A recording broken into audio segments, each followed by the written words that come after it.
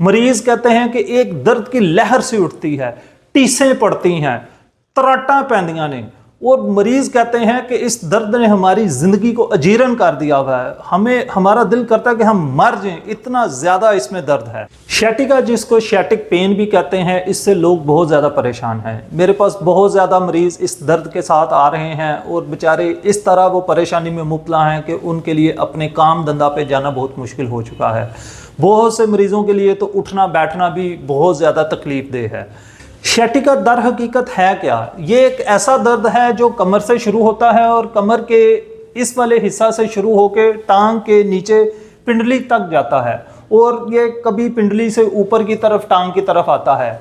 मरीज कहते हैं कि एक दर्द की लहर सी उठती है, टीसें पड़ती हैं, तराटा पैंदियां ने, और मरीज कहते हैं कि इस दर्द ने हमारी जिंदगी को अजीरन कर दिया हुआ है, हमारा दिल करता है कि हम मर जाएं, इतना ज्यादा इसमें दर्द है।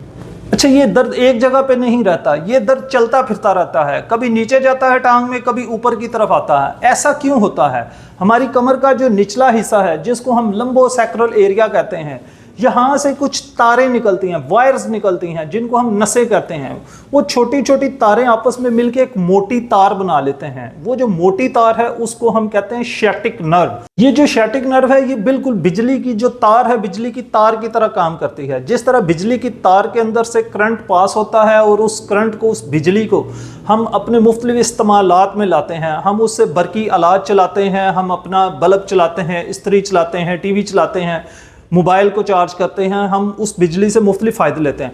इसी तरह ये जो शैटिक नर्व है, ये भी एक इलेक्ट्रिकल वायर की तरह काम करती है और करंट, ऊपर से करंट लेके नीचे जाती है टांग में, और नीचे से जो पैगामात हैं वो सारे लेके आती है ऊपर कमर में और वो दे देती है हराम मगज़ को। अब मैं आपको एक सादी सी मिसाल से समझाता हूँ कि ये फंक्शन कैसे करती है। अच्छा, अब ये देखें, ये जैसे हमारे पास ये बल्ब लगा हुआ है, ये एक वायर है और बटन है। जैसे ही मैंने इस बटन को, ये देखें, मैंने बटन को यहाँ पे ऑफ किया है तो बल्ब जो है वो बंद हो गया। अब जैसे ही मैं बटन को ऑन करूंगा तो इसमें ये रोशनी आ गई है।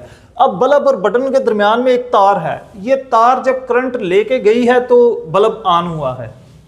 अगर हमारी बिजली की तार डैमेज हो जाए, खराब हो जाए, कट जाए, तो वो करंट को आगे पास नहीं करेगी। इसी तरह जो हमारी शैटिक नर्व है, मैंने बताया कि बिजली की तार की तरह काम करती है। अगर इस पे कहीं भी कमर के ये इस निचले हिस्से से स्लिप डिस्क हो जाए और स्लिप डिस्क की वजह से नसों पे प्रेशर आना शुरू हो जाए, या एजिंग फैक्टर की वजह से जब डीजनरेशन हो जाती है, मोरों की चूंचें निकलनी शुरू हो जाती हैं, तो वो नस को दबा देती हैं। या इसके अलावा अगर कोई चोट लगी है, कोई बहुत ज़ोर से किसी ने हिट किया है, एक्सीडेंट हुआ है, तो उसकी वजह से भी नस पे दबाव आने के चांसेस होते हैं।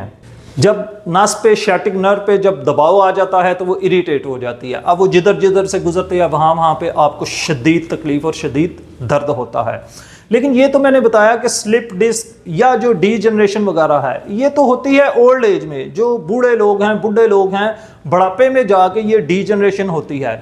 अगर आप जवान हैं, आपको कोई स्लिप डिस्क नहीं है, कोई डीजनरेशन नहीं है, मोरों की कोई चोंचें नहीं बनी हुई, या कोई एक्सीडेंट या कोई ट्रामा या कोई चोट आपको नहीं लगी, और उसके बावजूद भी दर्द आपकी टांग से, यहाँ से, बटक से, ये जो चूकले जिसको हम बोलते हैं, कूले से नीचे अगर टांग में जा रहा है, तो फिर आप इस चीज़ को समझ जाएं कि उसकी एक बहुत बड़ी वजह, जो आपने अपनी जेब के अंदर ये एक बटवा डाला हुआ है जिसको हम वॉलेट बोलते हैं, तो इसकी फिर नस की दबाव की सबसे बड़ी वजह ये आपका वॉलेट है।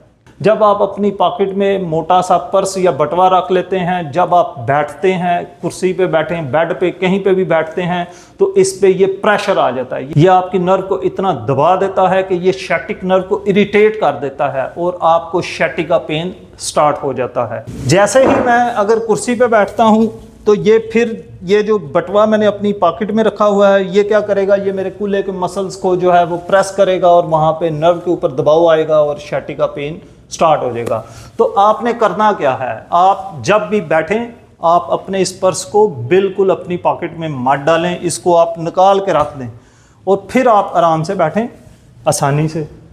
इस तरह ये यहाँ पे प्रेशर नहीं आएगा और आपका मसला हल हो जाएगा।